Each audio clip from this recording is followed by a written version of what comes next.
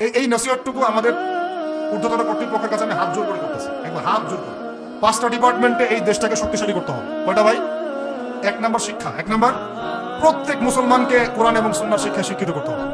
আমি অন্য ধর্ম নিয়ে কথা বলছি, তারা তাদের মতো দিন পালন করুক, লাকুম দীনুকুম ওয়ালিয়া দিন, লাকুম দীনুকুম ওয়ালিয়া দিন, তারা তাদের ধর্ম পালন করে করুক, আমাদের কোনো মাথা ব্যথা নেই। প্রত্যেক মুসলমানের বাচ্চাকে কোরআন সুন্নাহর শিক্ষায় শিক্ষিত করতে হবে এবং একই সাথে এই যুগকে চ্যালেঞ্জ করার জন্য যত সাবজেক্ট দরকার সব সাবজেক্ট আমাদেরকে শিখতে হবে। একমুখী শিক্ষা না, দ্বিমুখী শিক্ষার মেরুকরণ না, একদম দ্বিমুখী শিক্ষাকে একমুখী করে একটা কম্বাইন্ড এডুকেশন সিস্টেম চালু করতে হবে। যদি আপনারা না পারেন আমাকে দায়িত্ব দেন, আমাদেরকে বলেন যে ভাই ছোট ভাই তোমাকে আমি 1 বছর সময় দিলাম, শিক্ষার বিষয়গুলো গোছাই দাও, বিনা পারিশ্রমিকে ইনশাল্লাহ করে দেব, কোনো সমস্যা 1 টাকাও দিতে হবে। জাস্ট একটা চেক টেবিল দেন, 100 জন আলেম দেন, 100 জন বুদ্ধিজীবী দেন, করে দিব ইনশাল্লাহ। প্লে গ্রুপ থেকে মাস্টার্স পর্যন্ত আমাদের ছেলেমেয়েরা এমন শিক্ষায় শিক্ষিত হবে যেটাকে শরীফের গল্প শেখাবে না ইনশাল্লাহ। বরং আমার ছেলে পাইলট হবে, বিমানও চালাবে, আমার ছেলে ইনশাল্লাহ হাফেজে পড়ানো হবে ইনশাল্লাহ।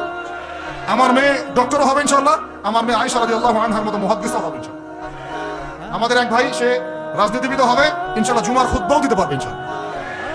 আল্লাহর কসম করে বলতেছি এমন শিক্ষা চালু করা সম্ভব, শুধু আপনারা যদি একটু সৎ সাহস দেখান, একটু উদ্যোগ গ্রহণ করেন, আল্লাহ পাক বহুত আজর দিবেন আপনাদেরকে।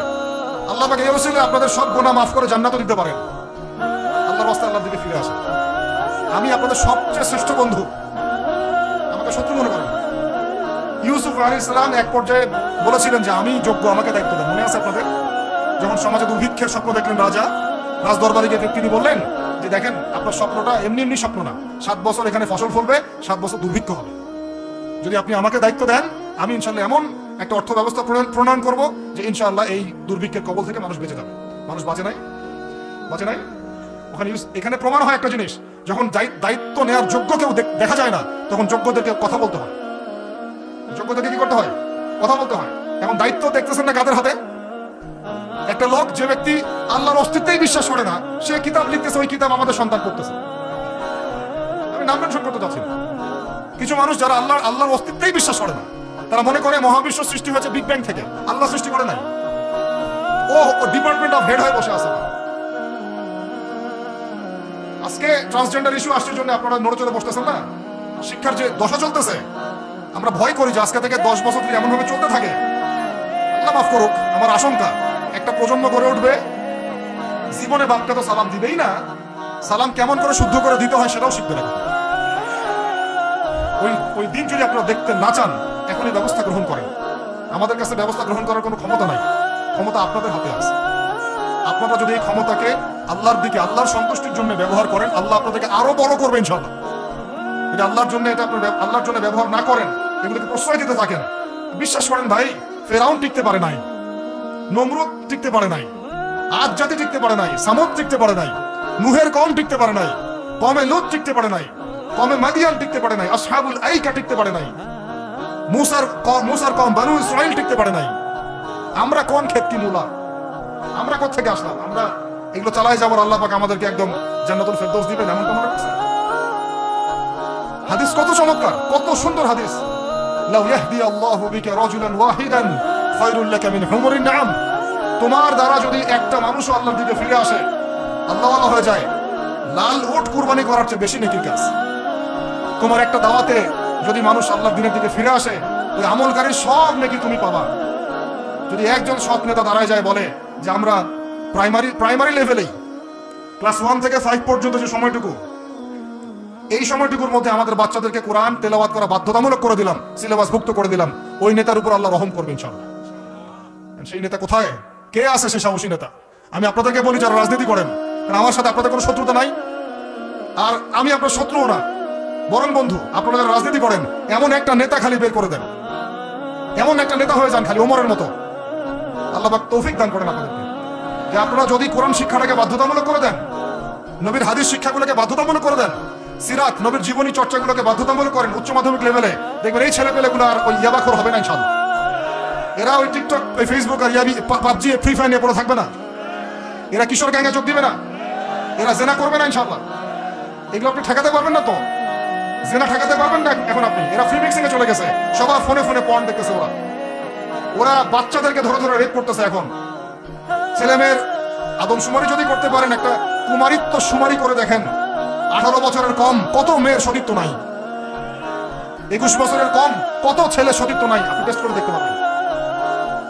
এই হলো সমাজের অবস্থা। এখন চলতেছে সমকামিতা। সমকামিতা, আল্লাহর লুতের গজব নেমে আসবে, লুত আলাইহিস সালামের কওমের গজব নেমে আসতে পারে। আল্লাহ হেফাজত করেন আমাদেরকে। সমকামিতা বৈধ করে গিলিয়ে খাওয়ার জন্য ট্রান্সজেন্ডার চালু করতেছে না। ছেলে বাড়ির থেকে ছেলে, মনে মনে মেয়ে, মনটা চায় ছেলের সাথে যৌন সম্পর্ক করতে, নাউজুবিল্লাহ, অথচ বাড়ির থেকে একটা ছেলে। সমস্যাটা মানসিক না? 3 দিন টানা সকাল বিকাল কারেন্ট শর্ট দেন মাঠের মধ্যে, সব সমস্যা ঠিক হয়ে যাবে। 3 দিন, বাস 3 দিন থেরাপি দেন, ঠিক হয়ে যাবে। এগুলো প্রমোট করতেছে মিডিয়াতে বিভিন্ন নাটক দেখাচ্ছে, এগুলো দিয়ে ফেসবুকে এরকম ক্লিপ দেখানো হচ্ছে, মানুষ লিখতেছে, অধিকার চাচ্ছে। কোন যুগে আসলাম রে ভাই? আমরা কোন যুগে আসলাম? আল্লাহ রাব্বুল আলামিন আমাদের সবাইকে হেদায়েত দান করেন, অন্যায়ের প্রতিবাদ করার তৌফিক দান করেন। আমি আমাদের উচ্চতর কর্তৃপক্ষকে বিনয়ের সাথে অনুরোধ করবো, এগুলোর পিছনে যারা এজেন্ডা বাস্তবায়ন করতেছে সবগুলোকে ধরে ভিতরে ঢুকাই দেন একেবারে। 7 দিন রিমান্ডে রাখেন, ঠিক হয়ে যাবে ইনশাআল্লাহ। আপনারা খালি দাড়ি টুপি পাগড়ি জুব্বা দেখলেই সন্ত্রাসী মনে করেন? এরা তো স্পষ্ট সংস্কৃতির সন্ত্রাস, স্পষ্ট শিক্ষা সন্ত্রাস। আমাদের ছেলেমেয়েদেরকে ছেলে জেনা করানোর দিকে নিয়ে যাচ্ছে এরা। কালকে যদি আপনার ছেলে একটা ছেলেকে বিয়ে করে, আপনি খুশি হবেন? আল্লাহ পাক আমাদেরকে হেফাজত করেন, আল্লাহ পাক আমাদেরকে মাফ করেন। আপনার মেয়ে যদি কালকে একটা মেয়েকে বিয়ে করে নিয়ে আসে, আপনি সমাজে মুখ দেখাবেন কি হবে? এগুলো এখন যদি না থামাই তাহলে কখন থামাবে? ওই যে বললাম, সুদ যখন চালু হয়েছিল আমরা সবাই কিন্তু প্রতিবাদ করি না। এখন সবাই সুদখোর হয়ে যাচ্ছে দিন দিন। আমরা যে অনেকে তাহাজ্জুদ পড়ি, করে কান্নাকাটি করি, আল্লাহ দোয়া কবুল করো, এইটা করো সেটা করো, দেখেন দোয়ার বেশিরভাগই কবুল হয়। কেন হবে? অর্থনৈতিক জীবনে তো সুদ খাচ্ছি, আমি ঘুষ খাচ্ছি, দুর্নীতি করতেছি, হারাম খাচ্ছি, পণ্যের ভেজাল দিচ্ছি। আল্লাহ পাক আমাদের সবার রিজিককে হালাল করার তৌফিক দান করে। অতএব আমি 5টা কথা বলছি, 5টা ডিপার্টমেন্টে এই জাতিটাকে শক্তিশালী করতে হবে, আল্লাহ পাক তৌফিক দান করে। 1 নাম্বার শিক্ষা। 1 নাম্বার কি ভাই? এমন কোন শিক্ষা? শুধু একমুখী না, 2মুখী শিক্ষার সমন্বয়। কোনটা? কোরআন সুন্নাহও থাকবে, আবার জেনারেল শিক্ষাও থাকবে। আল্লাহ পাক তৌফিক এনায়েত করেন, আমিন। 2 নাম্বার অর্থনীতি। 2 নাম্বার কি? আমাদের অর্থনীতি এত শক্তিশালী করতে হবে যে আমাদেরকে যেন পশ্চিমাদের কাছে কখনো হাত পাততে না হয়। আমাদের পিছিয়ে দিয়ে আমরা চলবো ইনশাআল্লাহ। আমাদের যাকাত ভিত্তিক অর্থনীতি দিয়ে আমরা চলবো ইনশাআল্লাহ। আমাদের সত্যি এটা সোনার বাংলা, এটা সত্যি সোনার বাংলা। আমাদের জমিতে এমন কোন ফসল নাই ফলে না, তাই না ভাই? কৃষকের কাছে যে ফসলটা ফলে রুট লেভেল থেকে, ওইটা বাজারে আসতে আসতে 10 গুণ দাম বৃদ্ধি হয়ে যায়, সিন্ডিকেট হয় মাঝখানে। এগুলো বন্ধ করলে আমাদের উৎপাদন খেয়ে আমরা শেষ করতে পারবো না।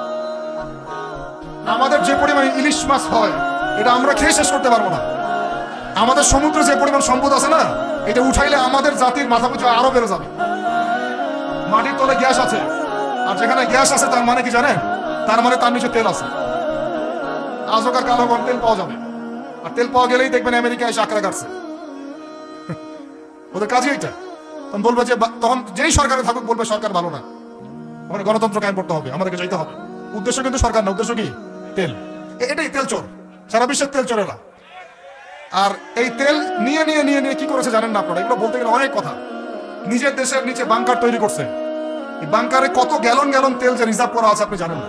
যে তেল যদি বিক্রি করতে হয় তাহলে ডলারেই করতে হবে, তেল বিক্রি করতে হলে এই ডলারেই করতে হবে। তো আরবের শাইখরা বলেছে ঠিক আছে রাজি, কুল্লু খালাস ইয়া হাবিবি। ওরা বলেছে ঠিক আছে, আমরা শুধু তোমাদের কাছে তেল কিনবো আর কারোর কাছে তেল কিনবো, শুধু তোমাদের গলফ কান্ট্রির কাছে তেল কিনবো আর কারোর কাছে তেল কিনবো না। তোমরা শুধু ডলারে তেল কিনবা, অন্য কোনো কারেন্সিতে তেল কিনতে পারবো না। টাকা দিলে তেল দিবে না, রুপি দিলে তেল দিবে, লিরা দিলে তেল দিবে না। যতক্ষণ আপনি এই ডলারটাকে, মানে ওই আপনার টাকাটাকে ডলারে কনভার্ট না করছেন, ততক্ষণ পর্যন্ত তেল দিবে। এই যে চুক্তিটা হলো, এই চুক্তিটা হয়েছে বাদশাহ ফয়সালের ইন্তেকালের পরে, বাদশাহ ফয়সালের যুগে, বাদশাহ ফয়সাল, কিং ফয়সাল রাহিমাহুল্লাহ, তার সময় আরব ইসরায়েল যুদ্ধের সময় তিনি তেল বয়কট করেছিলেন। তো এই চুক্তিটার নাম হচ্ছে পেট্রো ডলার মনিটরি সিস্টেম। কি বললাম বলেন? Petro dollar monetary system. এখন বলেন, ওলামায়ে কেরাম তো অনেকে আছেন এখানে, বলেন তো এই চুক্তিটা জায়েজ না জায়েজ? এক সময় কেনা বেচা হতো সোনা দিয়ে, কি দিয়ে? গোল্ড কয়েন দিয়ে, রূপার কয়েন দিয়ে। ওইটা দিয়ে নবী সাল্লাল্লাহু আলাইহি ওয়াসাল্লাম কেনা বেচা করতেন। ওইটার মান কিন্তু কখনো কমে যাবে না, যাবে? কখনো কমবে না। আসহাবুল কাহফ 309 বছর পর ঘুম থেকে উঠছে, ওইটা 309 বছর আগে পকেটে যে মুদ্রা ছিল ওইটা বের করে দিয়ে বলতেছে বাজারে গিয়ে খাবার নিয়ে আসো। বুঝেন নাই? আর আপনি আপনার এই যে 1000 টাকাকে পকেটে রেখে 309 বছর ঘুমান, ঘুম থেকে উঠে এটা বের করে দিয়ে বলেন খাবার নিয়ে আসো। ওই সময় 309 বছর আগে ওই 1000 টাকা দিয়ে যদি 1 কেজি গরুর মাংস পাওয়া যাইতো, 309 বছর পর বের করে দেখবেন ওই 1000 টাকা দিয়ে আপনি ডিম পাইতে পারেন, বড় তোর একটা কি ডিম বা মুরগি পেতে পারেন। এটা ইনফ্লেশন বলি আমরা, কি বলি ইনফ্লেশন। তো যাই হোক বলি যাচ্ছি না। এখন এটা বুঝেন, এই যে ডলারটা আমি ছাপাইছি আমার কোনো খরচ আছে? এই ডলারটা ওকে দিলাম, দিয়ে আমি তেল নিলাম। তেল মানে হচ্ছে এই বিশ্বের সোনা। তেল মানে কি এই বিশ্বে এখন সোনা ফাংশন করে না মার্কেটে, তেলই হচ্ছে সোনার জায়গা দখল করছে। তো এখন এই ডলার দিতে আমার কোনো খরচ নাই। ডলারটা ওকে দিলাম, ওর কাছ থেকে তেল নিলাম, নিয়ে তেলটা আমি আমার দেশের বাংকারে রিজার্ভ করলাম। আমার কোনো লস আছে? আমার কোনো লস আছে? নাই। এখন এই ডলারটা যেহেতু রুলিং কারেন্সি, এটাকে ইকোনমিক্সের ভাষায় বলে হার্ড কারেন্সি, শক্ত টাকা। কি বলে এটাকে? শক্ত টাকা। আর আমাদেরগুলো সফট, নরম। মানে হার্ড কারেন্সির মাধ্যমে বা এর আদলে সফট কারেন্সির মান নির্ধারিত হয়। বুঝতে পারতেছি কি? তো এখন যেহেতু ডলার হার্ড কারেন্সি, তো এখন ডলার না পাইলে আমাদের রেমিটেন্স বাড়বে না। এখন আরবরা ডলার নিয়ে জমানো শুরু করলো, আর মাশাআল্লাহ উঁচু উঁচু বিল্ডিং নির্মাণ করা শুরু করলো, আর ওই যে অরিজিনাল যেটা সম্পত্তি তেল ওটা দেওয়া শুরু করলো। এই চুক্তির কারণে এই পশ্চিমারা এই তেলগুলো রিজার্ভ করে ফেলেছে, পেট্রো ডলার সিস্টেম। আমি বলতে চাচ্ছিলাম অর্থনীতি এত সমৃদ্ধ করতে হবে যাতে করে আমরা ওদের কাছে হাত পাততে না। এখানে আমার দেশের মধ্যে প্রচুর সম্পদ আছে, গ্যাস আছে, তেল আছে, আমাদের এখানে কিন্তু চুনা পাথর আছে, আমাদের এখানে সামুদ্রিক প্রচুর সম্পদ আছে। এই বইটা যদি ভালো করে থিসিস করা হয় দেখবেন ওখান থেকে আর অনেক কিছু বের হবে। মাশাআল্লাহ, ভেরি গুড। এটা বলতে চাচ্ছিলাম আমি, আমাদের সমুদ্রে ইউরেনিয়াম পাওয়া গিয়েছে। কেমিস্ট্রিতে কারা বলেছেন? কেমিস্ট্রিতে কেউ পড়ে নাই? ইউরেনিয়ামের নাম শুনেন নাই? সবচেয়ে সেরা মূল্যবান ধাতুগুলোর একটা।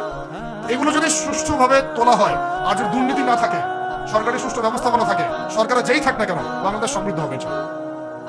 এরপর আবার কৃষি আছে, আমাদের জমি মানে সোনা, যা ফলাবেন তাই ফলবে। এখানে যা ফলাবেন, সৌদি খেজুর পর্যন্ত চাষ হচ্ছে এখন এখানে। চিন্তা করা যায়? মাছ, আমাদের বলে না মাছে ভাতে বাঙালি, মাছ খেয়ে আমরা শেষ করতে পারতাম না। আমরা তো আমাদের শত্রু নিজেরাই। মাছকে আপনি ফরমালিন দিয়ে নষ্ট করছেন, খাদ্যে আপনি ভেজাল দিয়েছেন, বাজারে আপনি সিন্ডিকেট করে দাম বাড়াইছেন। আমাদের গার্মেন্ট শিল্প, যে পোশাকগুলো আমরা নির্মাণ করি, এগুলো আমাদের পরে শেষ করতে পারতাম না আমরা। এগুলো এখন বেশিরভাগই বাইরে যাচ্ছে। তো অনেক প্রবলেম। এই জিনিসটা এক কথায় উত্তর হচ্ছে, যদি আমরা অর্থনীতি সমৃদ্ধ করতে না পারি, আগামী বিশ্বকে আমরা চ্যালেঞ্জ করতে পারবো না। উপরে যে বা যারাই থাকেন তাদের সাথে আমাদের কোনো দ্বন্দ্ব নাই। আমাদের একটা আহ্বান, উদাত্ত আহ্বান, করজোড় অনুরোধ, শিক্ষার সাথে সাথে অর্থনীতি সমৃদ্ধ করার চেষ্টা করতে হবে। এর পথে বাধা কি তাহলে? এর পথে বাধা হচ্ছে দুর্নীতি। বাধা কি বলেন? এই একটা অভিশাপ জাতির উপর থেকে না সরাতে পারলে এই সোনার বাংলা আমরা করতে পারবো না ভাই। 50 বছর থেকে আমরা পারতেছি, কিন্তু প্রয়োজনের তুলনায় এটা যথেষ্ট না। আমাদের টপ টু বটম সবাই দুর্নীতির সাথে কম বেশি সম্পৃক্ত হয়ে যাচ্ছে। আল্লাহ পাক আমাদের সবাইকে হেফাজত করেন। এগুলো অন্যের সম্পদ আত্মসাৎ করলে পরে আল্লাহ ইবাদত কবুল করবেন না। আল্লাহ পাক আমাদের সবাইকে সৎ হওয়ার তৌফিক দান করেন, সততা বজায় রাখার তৌফিক দান করেন। আর 3টে জাস্ট পয়েন্ট করে শেষ করে দেব। 3 নম্বর পয়েন্ট হচ্ছে, আমাদের যুব সমাজকে নিয়ে সত্যিকার অর্থেই একটা কর্মমুখী পরিকল্পনা প্রণয়ন করতে হবে। আমাদের অন্যতম একটা সমস্যা হচ্ছে বেকারত্ব। সমাজের যুবকরা দেখেন না, যে জেনারেশনটা যুদ্ধ করেছিল আমাদের বাংলাদেশের মাটিতে, এই জেনারেশনটা কি তারা পারবে? ওদের কি সেই ফিটনেস আছে? ওদের সেই কি প্রশিক্ষণ আছে? ওদের কি সেই খাদ্যাভ্যাস আছে? ওদের কি সেই চেতনা আছে? আমি তো নিজেও ইংলিশ মিডিয়ামে পড়েছি। আমাদের ব্যাকগ্রাউন্ডে এমন অনেক স্টুডেন্ট ছিল যারা ভাষা দিবস, শহীদ দিবস নাম ওটা কবে সেটা বলতে পারে না। 7ই মার্চ কি হয়েছে তারা জানে না। 16 ডিসেম্বর কি দিবস ওরা জানে না। এরকম বহু আপনি স্কুল জরিপ করেন, বহু English medium, English version school আছে, ওরা জানে না এগুলো কি। ওরা এগুলো পড়ে না, জানে না। সংস্কৃতির কথা বলি, ভাষার কথা বলি, গৌরবের কথা বলি, এগুলো আমাদের গৌরবের জায়গা। কিন্তু আপনি দেখেন প্রত্যেক মোড়ে হিন্দি গান বাজতেছে, বাংলা গান কয়জন শুনতেছে? নজরুল নাই, হারাই গেল। নজরুলকে হারাই ফেললাম, জসিমউদ্দিনের কবিতা হারাই গেল, ডক্টর শহীদুল্লাহর কথাগুলো আস্তে আস্তে হারাই যাচ্ছে। আহমদ ছফা নাই। আমরা ওইসব জায়গায় কাদেরকে বসাচ্ছি? আমি কাউকে আঘাত করতে পারছি না। আমরা ওইসব জায়গায় কাদেরকে বসাচ্ছি দেখেন। একটা সময় ব্রিটিশ বিরোধী বিদ্রোহের সময় আমাদের বাপ দাদারা হিন্দিতে উর্দুতে পর্যন্ত কবিতা লিখে প্রতিবাদ করেছিলেন। আপনারা অনেকেই জানেন এগুলো, যারা পড়াশোনা করেন তারা তখন বলতেন, একটা ডায়লগ ছিল যে কি জানি, सरफरोशी की तमन्ना अब हमारे दिल में है, देखना है जोर कितना बाजुए कातिल में है। মনে নেই আপনাদের অনেকে? মানে স্বাধীনতার তামান্না আমাদের মনের মধ্যে আছে, খালি দেখার বাকি যে কাতিল বা জালেমের বাহুতে কত শক্তি আছে। কি কবিতা ছিল সময়টা! আমরা এগুলো হারাই ফেলতেছি। আমাদের ইয়াং জেনারেশনকে যেমন করে কোরআন সুন্নাহ শিক্ষিত করতে হবে, দেশ জাতি ঐতিহ্য সংস্কৃতিটাও বলিয়ান করতে হবে। একই সাথে ওদের বেকারত্ব দূর করার জন্য কর্মমুখী পরিকল্পনা গ্রহণ করতে হবে। এদেরকে কাজে লাগান। বেকার বসে আছে, অলস, সারাদিন মাথার মধ্যে দুনিয়া শয়তানি, সারাদিন মোবাইল, লুডো খেলে, পাবজি, ফ্রি ফায়ার, কাজ নাই। আল্লাহ পাক আমাদেরকে এই ফিতনাগুলো থেকে হেফাজত করেন। আমি আর এই জায়গায় আমাদের এই স্বজন প্রীতি এগুলো ত্যাগ করতে হবে। প্রতিভা যার তাকে মূল্যায়ন করতে হবে। যদি আমার প্রতিভা থাকে আমাকে চাকরি দিতে হবে, ওই ভাইয়ের প্রতিভা তাকে চাকরি দিতে হবে। ওই ভাইয়ের প্রতিভা আছে, সে রিটার্নে ফার্স্ট হয়েছে, ভাই ভালো করেছে, ওকে অগ্রাধিকার দিতে হবে। কেন আমি দল করে বলেই আমার চাকরিটা হবে? কেন আমার মামা অমুক, খালা অমুক, খালু অমুক বলেই চাকরিটা হবে? কেন হবে? এই অন্যায় যদি চলতে থাকে আল্লাহর গজব নেমে আসবে। আর বিশ্বাস করেন, এই যে ট্রান্সজেন্ডার এগুলো কথা বলছেন না, এগুলো আল্লাহরই গজব। কার গজব? আল্লাহর পক্ষ থেকে গজব আকারে আসতেছে। 4 নাম্বার, 3টা বলেছি ভাই। একটা হচ্ছে শিক্ষা, আমরা শক্তিশালী হবো কোথায়? শিক্ষা ইনশাআল্লাহ। 2 নাম্বার অর্থনীতিতে, 3 নাম্বার কর্মসংস্থান। 4 নাম্বার হচ্ছে আমাদের এই জাতির একটা বড় অংশ, প্রায় 50% হচ্ছে মেয়েরা, মহিলারা। তাদেরকে কাজে লাগাতে হবে অবশ্যই। আমরা মহিলাদেরকে অনেক ক্ষেত্রে দিনই ক্ষেত্রেও পিছিয়ে ফেলছি। আপনারা আসছেন, বসছেন, আওয়াজ শুনলেন, কয়জন মহিলা এই সুযোগটা পায়? কয়টা বাসায় মহিলাদের তালিম হয়? কয়টা দেশে মহিলা মাদ্রাসার সংখ্যা আসলেই কত? মহিলা আলেমা খুঁজে পাচ্ছি না। আমরা মাদ্রাসা প্রতিষ্ঠা করতে গেলে আলেমা খুঁজে পাচ্ছি না, যে মুফতি বা ইফতাফারে বা দাওরা হাদিস পাশ করা আলেমা খুঁজে বের করতে হচ্ছে। অনেকে দেখা যাচ্ছে, আমি নিজেদের কথাই বলছি, ইফতা দিয়েছেন, দাওরা ফারিক করেছেন আমার পরিবারের এবং বংশের অনেকেই, তার আগেই বিয়ে সংসার হয়ে গেছে, এখন সংসার নিয়ে ব্যস্ত। তাহলে এখন মেয়েদের মধ্যে খেদমত কে করবে? আমি আপনি কি মেয়েদের মধ্যে এইভাবে ওয়াজ করতে পারবো? ওদেরকে সামনে নিয়ে বসতে পারবো? ওদের সমস্যাগুলিকে আমরা সলভ করতে পারবো? তাহলে আপনার বোনকে দায়িত্বটা পালন করতে হবে, আপনার মেয়েকে বা আপনার স্ত্রীকে। সেক্ষেত্রে তো আমরা সেরকম স্ত্রী, সেই মেয়ে, সেই জেনারেশন তৈরি করতে পারছি না। অনেক আলেমের স্ত্রী পর্যন্ত দুনিয়াদার হয়ে গেছে এখন, সোনা দানা গয়না গাটি, ভূপ লাখ, ফ্যাশন এগুলো করতেছে। হ্যাঁ, তো এগুলো থেকে আমাদেরকে বের হয়ে আমাদের স্ত্রীদেরকেও খাদিজা আয়েশা রাদিয়াল্লাহু আনহুমা তাদের মতো করে দিনের পথে সহযাত্রী বানাতে হবে। আল্লাহ পাক তৌফিক দান করেন। আল্লাহ পাক আমাদের এই পুরো মা বোনদেরকে হেদায়েত করেন, তাদেরকে খাস পর্দায় থাকার তৌফিক দান করেন ইনশাআল্লাহ। আমাদের এই যুবকরাই সোনার বাংলা করবে ইনশাআল্লাহ। শেষ কথা, লাস্ট পয়েন্টটা শেষ করে দিই। লাস্ট পয়েন্টটা হচ্ছে ভাই, যে কোরআনে আল্লাহ রাব্বুল আলামিন এই বিশ্ব রাজনীতি ডিল করার জন্য অনেকগুলো হেদায়েত দিয়েছেন। আমি আলোচনার মাঝখানে কিছু এনেছি, যেমন সূরা মাইদার আয়াতগুলো, ইহুদি খ্রিস্টানদের সাথে আমাদের চলাফেরা কেমন হবে, মুশরিকদের সাথে আমাদের চলাফেরা কেমন হবে, আমাদের বাণিজ্য কেমন হবে, আমরা কাকে বন্ধুরূপে গ্রহণ করতে পারবো, কাকে পারবো না, এইগুলো ফলো না করতে পারলে একটা জাতি সমৃদ্ধ হতে পারবে না। আল্লাহ রাব্বুল আলামিন আমাদেরকে শিক্ষা, অর্থনীতি, যুব সমাজের উন্নয়ন, নারী জাতির উন্নয়ন এবং বিশ্ব অর্থনীতিতে সর্বোচ্চ সাফল্য অর্জন করার তৌফিক দান করেন।